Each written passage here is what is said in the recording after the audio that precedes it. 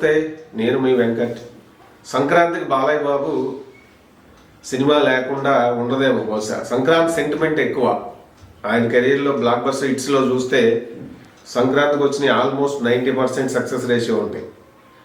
Last year కూడా భగవంత్ కేసరితో దుమ్ము లేపారు. అనిల్ రావుపూడి డైరెక్షన్లో వచ్చిన ఆ సినిమా సూపర్ డూపర్ హిట్ కొట్టింది. మరి ఇప్పుడు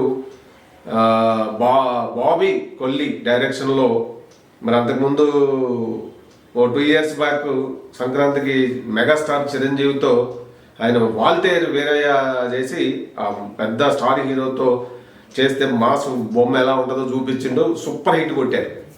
ఇప్పుడు అదే డైరెక్టరు ఇప్పుడు మరొక సీనియర్ హీరో అయినటువంటి బాలకృష్ణతో మరి ఇప్పుడు డాకు మహారాజ్గా మన ముందుకి వస్తున్నారు. ట్రైలర్ ఎట్లుంది ఏంటనేది చూసి చెప్తా. ఒక రివ్యూ అంటే రివ్యూ లాంటిదే.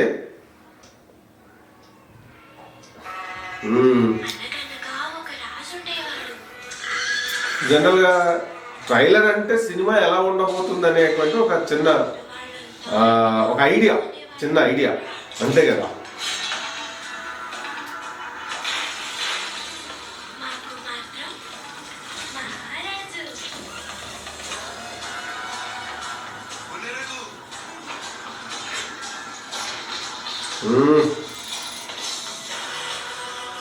ఎన్బికే ఆ బొట్టు గిట్టు చూస్తే బొబ్బిలి పుల్ల అన్నగారు పెద్ద ఎన్టీఆర్ గారు లుక్ లాగా గుర్తొచ్చింది.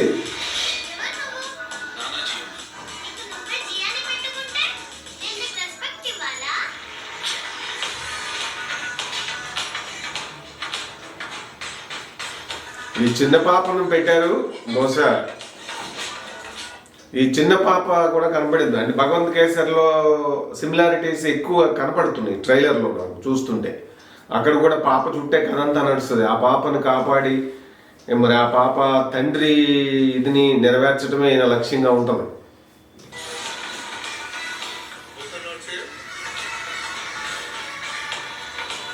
బాలకృష్ణకి సెంటిమెంట్లు ఎక్కువ అంటారు. భగవంత్ కేసరిలో ఆ పోలీస్ రోల్ ప్లే చేసిన గుండె ఆయన జాతి రత్నాల్లో కూడా ఉంటాడు. పేరు నాకు ఐడియా లేదు. ఇందులో కూడా ఉన్నాడు. బోత్ ఆర్ నాట్ సేమ్ అంటూ మంచి యాక్టర్.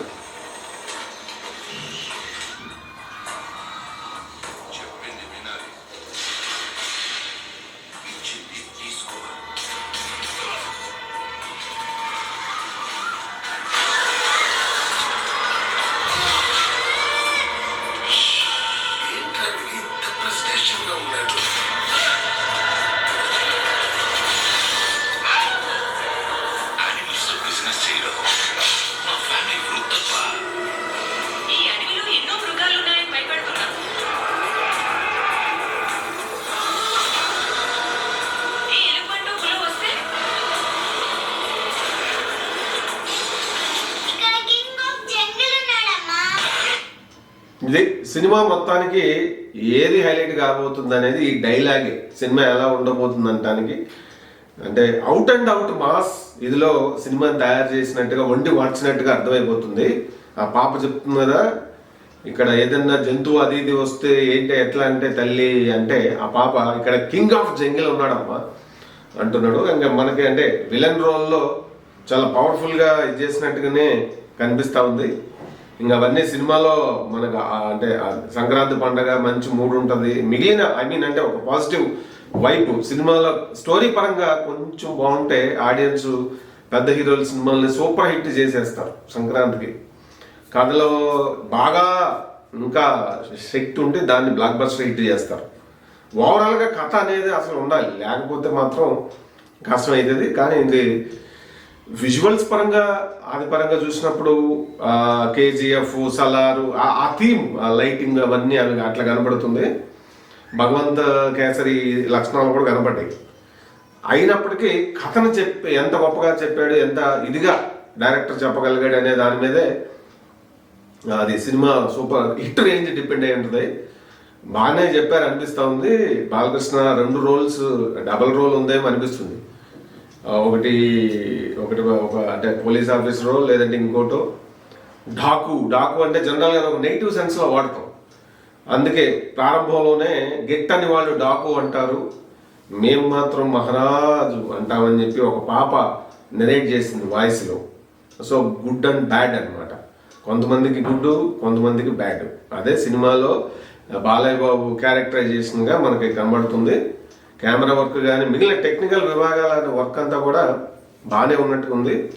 కథ కొంత బాగా ఇదైతే చిన్న చిన్న పాపను పెట్టారు, సెంటిమెంట్ ఉంటుంది. అలాగే గ్లామర్ డోస్ కూడా బాగానే పెట్టినట్టుగా అర్థమవుతా ఉంది.